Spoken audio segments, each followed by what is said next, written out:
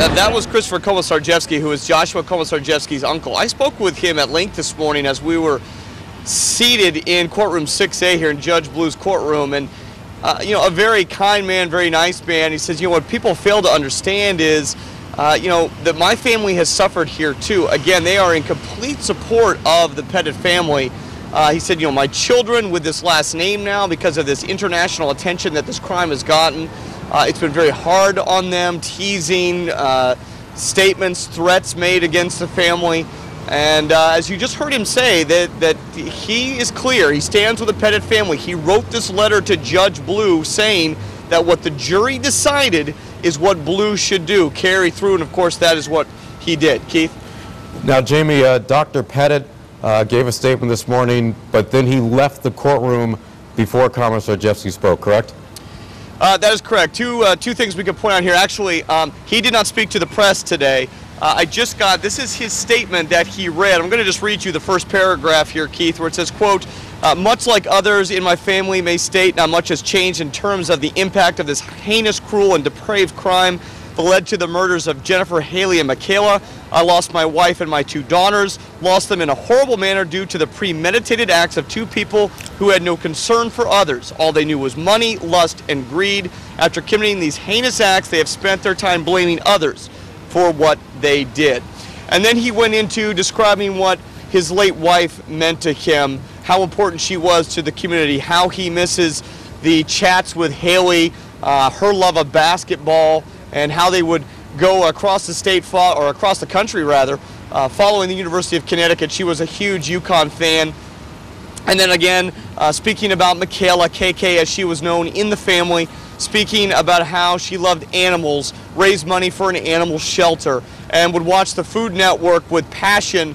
And as we've heard throughout the years, she was the cook of the family, always wanting to cook some special meal that she would see on TV and then present to her family. Amazingly, he was composed through all of this. After so much time of dealing with this tragedy, you might say that a certain wall has been built up of controlling his emotions.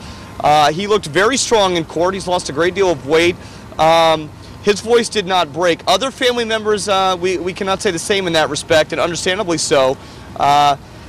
His sister, Johanna, spoke. She broke down, especially when she talked about how she had to identify the bodies and what she's lost. She lost another sister. And of course, Mr. Pettit, who we saw speaking as he walked out of the courtroom there, he had great difficulty getting through his statement because he has lost so much, even saying, and you heard him say, they lost Bill, his son, that the Bill that he knew, the Bill that he raised is not the Bill that they know now. So even though this is over, aside from the appeals process that can take up to 20 years or more here in this state, this is over finally for them. It's been a great emotional burden. It's been a great financial burden for this family. But today, Komisarjevsky's sentence was carried through by Judge Blue, and then the appeals process again starts relatively soon. Keith? Jamie, I have just one more question, and I'll let you get back to your reporting. It seems that Judge Blue was very strong when he handed down the sentence, that he said he called these crimes horrific beyond imagination and told Komisarjevsky, may God have mercy on your soul. Correct. Judge Blue and many people in the profession, the legal profession, who he interviewed before the trial, said that he is a very stern judge, but a fair judge. And he said at the onset today, when court was in session, that he respects what this 12-member jury did.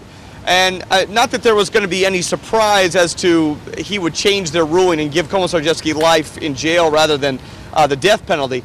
But he did say that, that you knew what you were doing, you're responsible for these acts, and this is what state law provides for someone who commits these capital felonies. And at the very end, he said, you're sentenced to death, may God have mercy on your soul. Komisarjevsky signed some paperwork, and he was handcuffed and then led out of the courtroom. And here's where we stand now. All right, Jamie Muro, great job of reporting live outside of New Haven Superior Court. Again, if you're just joining us, Joshua Komisarjevsky, formally sentenced to die for the Cheshire home invasion killings.